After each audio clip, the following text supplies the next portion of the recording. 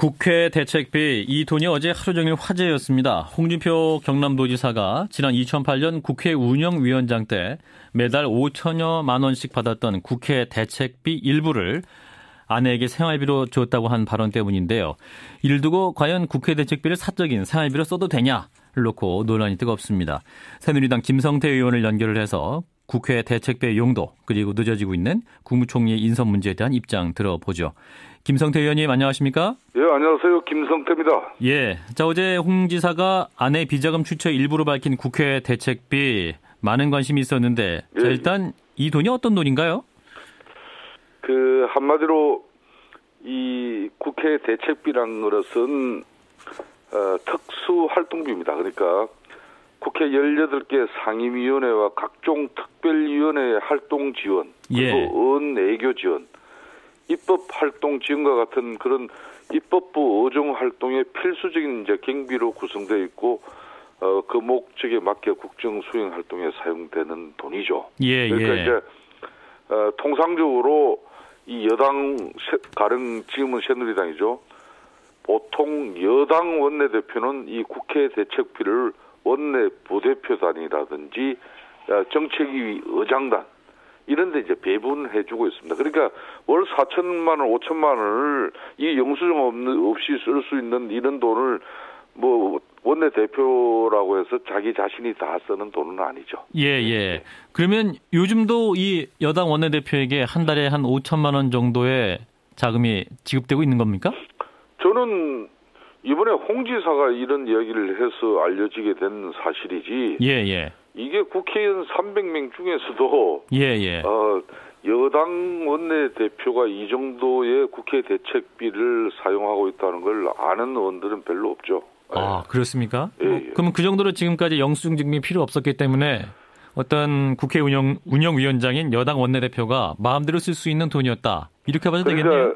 이 감사원의 특수활동비에 관한 계산 증명 지침에 적시되어 있거든요. 이 특수활동비는 증빙 자료를 내지 않아도 되는 걸로. 그러니까 수사 및 정보 수집 활동과 같이 그 사용처가 밝혀지면 경비 집행의 목적 달성에 현저한 지정을 받을 우려가 있을 때에는 집행 내용 확인서를 생략하죠. 그런 측면에서 이제 이 국회 이 운영위원장은 여당 원내대표가 겸직하는 게 관례이기 때문에 국회 대책비도 여당 원내대표의 업무 추진비라고 보는 것이 관행입니다.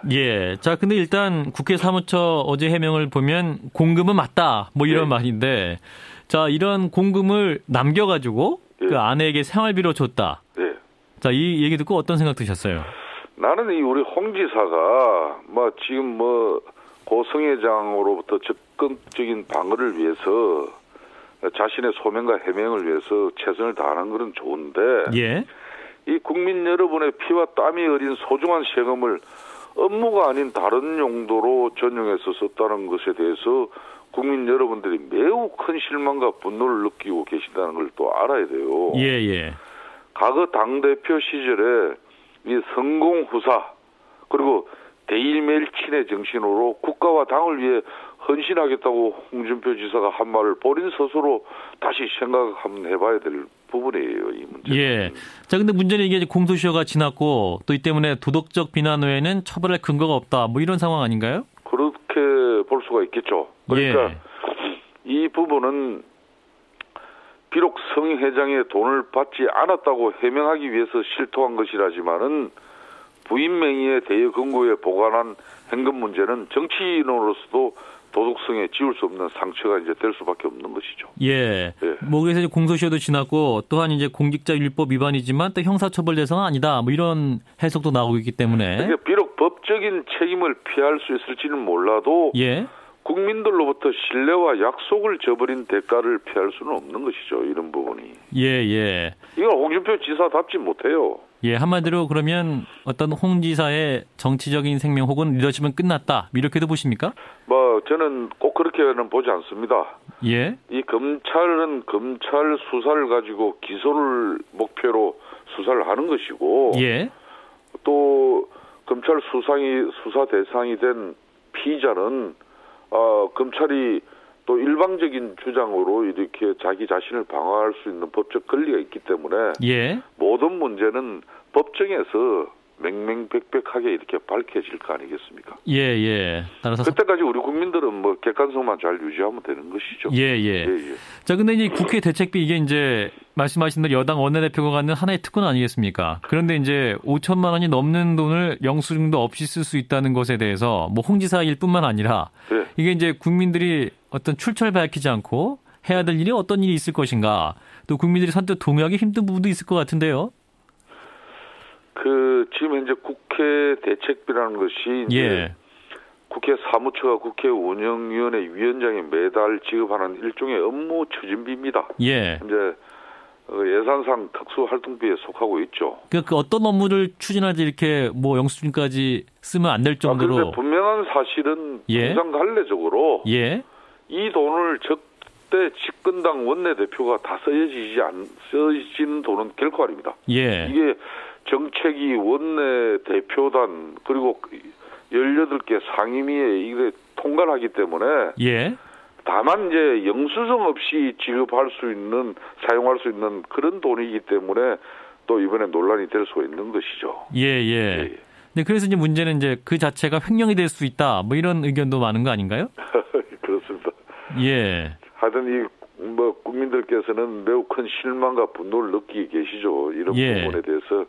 하여튼 우리 국회에서는 앞으로 국민의 혈세를 단돈 1원을 쓰더라도 특히 국회의원이 개인 사적으로는 그 단돈 10원이라도 이렇게 유용되어져서는 안 되죠. 알겠습니다. 네. 자, 그리고 홍 지사의 발언 가운데 이 공천 헌금 관련 발언도 논란인데요. 자, 네. 이제 서한정 전 회장이 줬다고 주장하는 1억 원. 네. 이 돈이면 광역의원 공천도 못 받는다. 네. 자, 사실상 이 새누리당이 공천 헌금 받았다는 사실을 공개한 거 아니냐. 뭐 이런 논란도 있는데요. 그렇게 이 뒤집어 주장할 수 있습니다만 그 부분은 예. 자기 자신이 홍 지사가 대체로 보면은 과거 동대문 지역구라든지 또 당 대표 할 때도 이 공천 부분에 이 뒷돈 이야기는 별로 안 나오는 사람이었어요. 예. 비록 검찰 수사는 받고 있지만은 막 그렇게 정치인으로서 문별한 이렇게 돈을 받는 정치인으로 알려지지는 않았습니다. 그래서 그런 부분은 하여튼 검찰 수사에서 좀 더 지켜봐야 될 것 같아요. 예, 알겠습니다. 예. 자, 그러면 주제를 좀 바꿔보죠. 예, 예. 이제 국무총리 공백이 2주가 넘고 있죠. 근데 예. 이제 아직 국무총리 인선에 대한 청와대의 움직임 별로 없는 것 같은데 지금 상황 어떻게 보고 계십니까? 이 총리 후보자의 낙마가 잇따랐던 전례를 감안한다면은 어느 정도는 신중할 수밖에 없는 상황이죠, 지금. 예. 그렇지만은 총리 부재의 공백기가 길어지고 있는 만큼 신임 총리 후보 인선에 관한 실무 작업은 어느 정도 진행될 걸로 보고 있습니다. 예, 예. 단지 공개만 다만 이 성완종 리스트 파문으로 공직자의 도덕성과 인성에 대한 기준이 또 과거 어느 때보다도 높아진 상황이거든요. 예. 막 그런 측면에서 또 한편으로는 박근혜 대통령이 강조하고 있는 이 4대 개혁, 공공, 노동, 금융, 교육은 물론이고 대통령이 강조한 정치 개혁에도 박차를 가할 수 있고 내각을 또 다 잡을 수 있는 그런 임무를 지금 찾고 계신 것 같은데 저는 이런 때 깜깜이 인사가 무조건 이렇게 저는 좋다고 보지 않습니다. 그래서 대통령께서 웬만큼 이 총리 후보가 물색이 되어지면은 한 몇 배수 정도는 언론이라든지 공개해야 된다. 국민들이 공개 검증이 이루어질 수 있는 그런 시간도 좀 저는 가져볼 필요도 있다고 보고 있습니다. 예, 그래서 이제 의원님께서 이런 말씀하셨네요. 측근 인사가 아니라 측근이 아닌 인물을 써야 한다. 뭐 이런 말씀인데 그런데 네. 이제 지금까지 대통령의 인사 스타일을 봤을 때 이런 지적을 받아들일 수 있을까요? 지금까지 대통령 인사가 수첩 인사라는 말이 있을 정도로 예. 박근혜 정부의 인사가 폐쇄적이라는 지적이 많고 예. 또 측근 위주의 인사에 대해서 국민의 공감을 얻지 못한 것이 현실입니다. 예. 따라서 여론을 통해서 국민적 신뢰와 공감 가운데 후임 총리가 지명되어야 하고 또 박근혜 대통령이 다소 불편할지 모르겠지만은 측근이 아닌 인사를 과감하게 발탁해야 된다고 저는 보고 있습니다. 예. 그러니까 측근이 아닌 인사로 몇 명의 후보를 공개를 해서 차기 총리로 검증을 하자. 그렇습니다. 지금 뭐 상태는 우리 국민들의 눈높인 만큼 이렇게 소중한 가치는 없어요. 예. 대한민국의 이 시대적 상황에 따라 가지고 어떤 총리가 필요하다는 것은 우리 국민들이 가장 잘 알고 있습니다.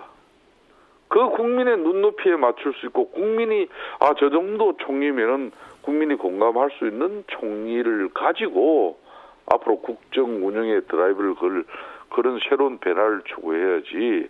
예. 또 국민이 납득하지 않고 정말 국민이 생소한 그런 총리에 대한 어떤 이 좀 적응 기간을 우리 알겠습니다. 국민들이 길게 가져가면은 이거는 또 국가 운영에 알겠습니다. 많은 차질이 저는 올 수밖에 없다고 해요. 네, 그렇게 인사를 한다 이런 말씀이에요. 네, 말씀 고맙습니다. 예, 감사합니다. 네, 새누리당 김성태 의원이었습니다.